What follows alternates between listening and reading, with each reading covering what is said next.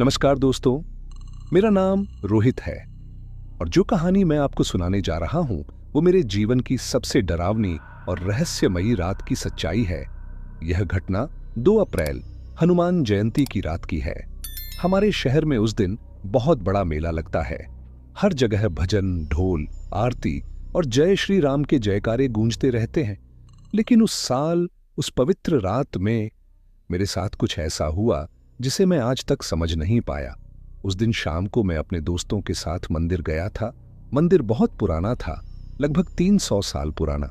लोग कहते थे कि यहाँ की हनुमान जी की मूर्ति स्वयंभू है, यानी खुद प्रकट हुई थी।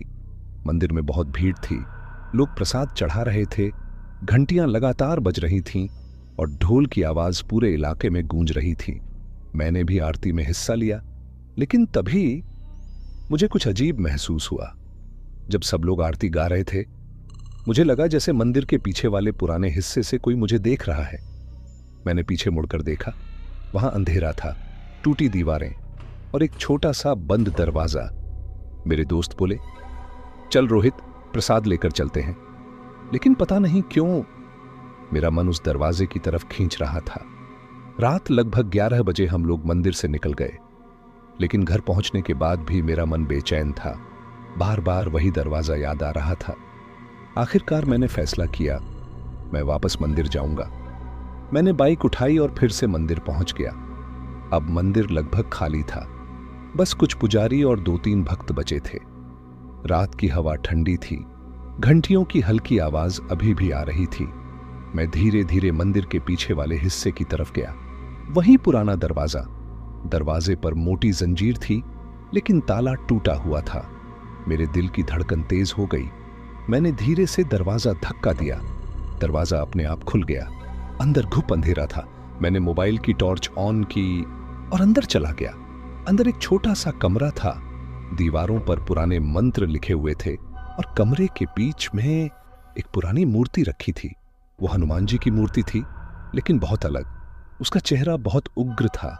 ऐसा लग रहा था जैसे वह किसी राक्षस से लड़ने के लिए तैयार हो। तभी अचानक मेरे पीछे दरवाजा धड़ाम से बंद हो गया।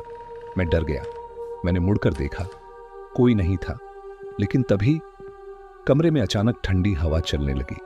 दीवारों पर लिखे मंत्र चमकने लगे और फिर मुझे एक आवाज सुनाई दी, गहरी, भारी आवाज।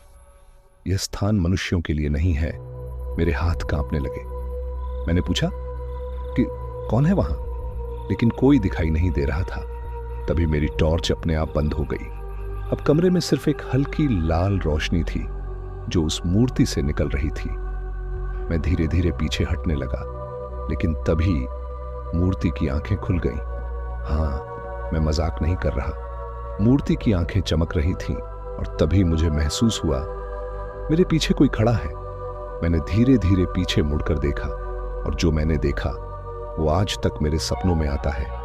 मेरे पीछे एक काला साया खड़ा था, लंबा, बहुत लंबा। उसकी आंखें लाल थीं और वह मुझे घूर रहा था। उसने फुसफुसाते हुए कहा, तुमने दरवाजा खोलकर उसे जगा दिया है। मेरा शरीर सुन्न हो गया। किसे? वह साया मुस्कुराया और मूर्ति की तरफ इशारा किया। अचानक कमरे में जोर की हवा चली। दीवारों के मंत्र तेज चमकने लगे और मूर्ति से एक भयानक गर्जना की आवाज आई, जैसे कोई शक्ति सदियों बाद जाग गई हो। साया जोर से हंसने लगा। सैकड़ों साल पहले इसे यहां बंद किया गया था ताकि यह दुनिया में फिर से विनाश न फैलाए। मैं चिल्लाया, कौन है ये? साया बोला, यह रक्षक भी है और विनाशक भी, और अब यह तय करेगा कि तुम जीवित रहोगे या नहीं। तभी मूर्ति से तेज रोशनी निकली, इतनी तेज कि मेरी आंखें बंद हो गईं। मैंने अपने कानों में एक गूंजती हुई आवाज सुनी, जय श्री राम। फिर अचानक सब शांत हो गया। जब मैंने आंखें खोली तो मैं मंदिर के बाहर जमीन पर पड़ा था। सुबह हो चुकी थी, लोग आरती कर रहे थे। एक पुजारी मेरे पास आया और बोला, बेटा, तुम यहां कैसे बेहोश हो गए? मैंने पीछे मंदिर की तरफ देखा। वो दरवाजा अब वहां था ही नहीं, जैसे वो कभी था ही नहीं। मैंने पुजारी से पूछा, मंदिर के पीछे वाला पुराना कमरा कहां गया? पुजारी मुझे घूरने लगा, फिर धीरे से बोला, बेटा, उस जगह को 200 साल पहले बंद कर दिया गया था। कहते हैं वहां एक शक्ति को कैद किया गया था। मेरी रीढ़ में ठंडक दौड़ गई। उस दिन के बाद मैं कभी उस मंदिर के पीछे नहीं गया, लेकिन हर साल हनुमान जयंती की रात मुझे एक ही सपना आता है।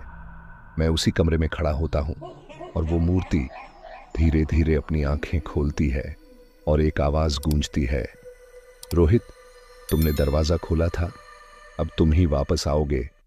और सच बताऊं, आज भी जब मंदिर की घंटियां बजती हैं, मुझे लगता है कोई मुझे फिर से वहां बुला रहा है।